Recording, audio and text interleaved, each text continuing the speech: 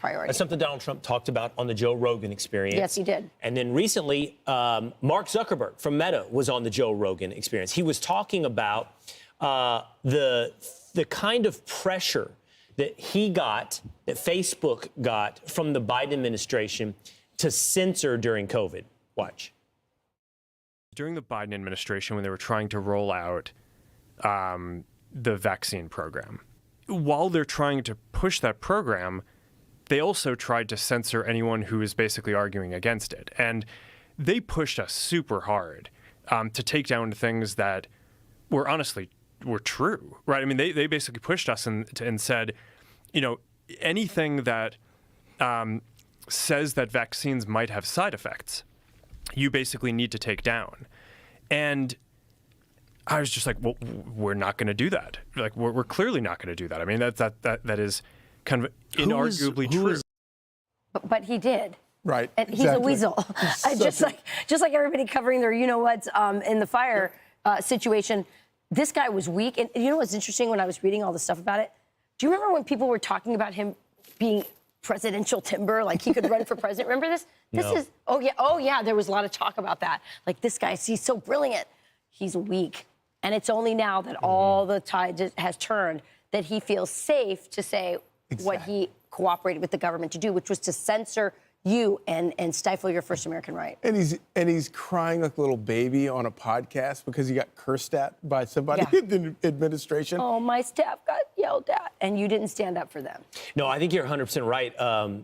He's weak, and he's now bending to the new direction of the wind, which, by the way, also includes Meta, Facebook's parent company, doing away with a lot of DEI stuff. They've taken tampons out of the men's restroom at Meta, and they're doing away with What DEI. will we do?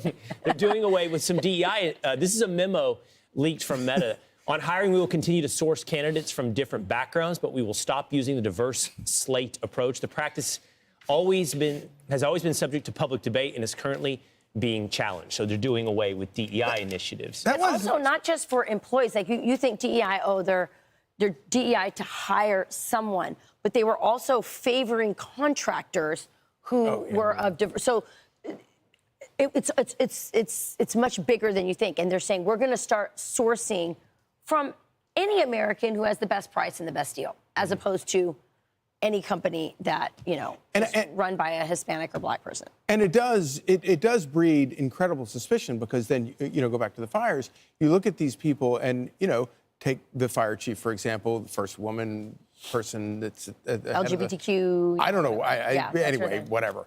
And so but the point is that, maybe she's the greatest fire chief on earth. But now that the city is burning to the ground, everybody's going, well, obviously this was probably a DEI hire, and it just breeds this suspicion. Yes. It makes you, like, if you're Ben Carson and you're a brilliant surgeon, but because you're Black, you get accused of, people assume that you got there not by earning it. Because of affirmative action. Yeah, and it's a pernicious. Right. Even in the best cases, it's pernicious. Absolutely. I'm Steve Doocy. I'm Brian Kilmeade. And I'm Ainsley Earhart. And click here to subscribe to the Fox News YouTube page to catch our hottest interviews and most compelling analysis.